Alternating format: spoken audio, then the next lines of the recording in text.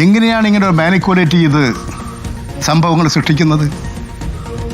ഇത് ബോധപൂർവമാണ്. അതിൽ രാഷ്ട്രീയ ഗൂഢാലോചനയുണ്ട്. പ്രസിദ്ധീകരണക്കാരുടെ പ്രത്യേകമായിട്ടുള്ള ചില നടപടികളില്ലേ എന്ന് സംശയിക്കുകയാണ്.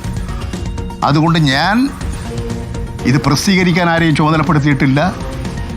ഞാനിത് പൂർത്തീകരിച്ച് കഴിഞ്ഞിട്ടില്ല. ഇപ്പോഴും എഴുതിക്കൊണ്ടിരിക്കുകയാണ്.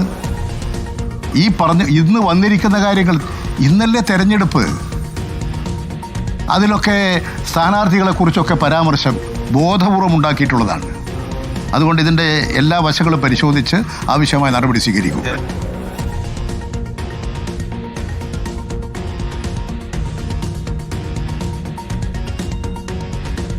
എവിടെ? ഞാൻ കണ്ടിട്ടില്ല. അവരുടെ സൈറ്റാണ്. ഞാൻ അവരെ ഏൽപ്പിച്ചിട്ടില്ല. ഞാൻ പ്രസിദ്ധീകരിക്കാൻ DC ബുക്സുകാരെ ചുമതലപ്പെടുത്തിയിട്ടില്ല. ഞാനിപ്പോൾ പിന്നെ നമ്മുടെ ശശി മാതൃഭൂമി പ്രസിദ്ധീകരിക്കാമെന്ന് പറഞ്ഞ് ഞാൻ ആലോചിക്കാമെന്ന് പറഞ്ഞു വെച്ചിരിക്കുകയാണ്. പിന്നെ എങ്ങനെയാണ് ഇവർ പ്രസിദ്ധീകരിക്കുന്നത് പറഞ്ഞിട്ട്? അത് ഏത് പുസ്തകം അവരോട് ചോദിക്കണം.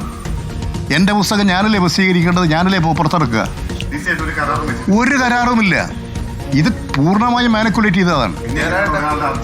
അങ്ങനെ സ്വാഭാവികമായ ഒരു സംശയം DC ബുക്സ് പോലെ ഇത്രത്തോളം അധികാരി EP ജയരാജന്റെ പ്രതികരണം വന്നിരിക്കുന്നു. ഈ പുസ്തകത്തിന് താൻ അനുമതി കൊടുത്തിട്ടില്ല എന്നാണ് ഇപ്പോൾ EP ജയരാജൻ പറയുന്നത്.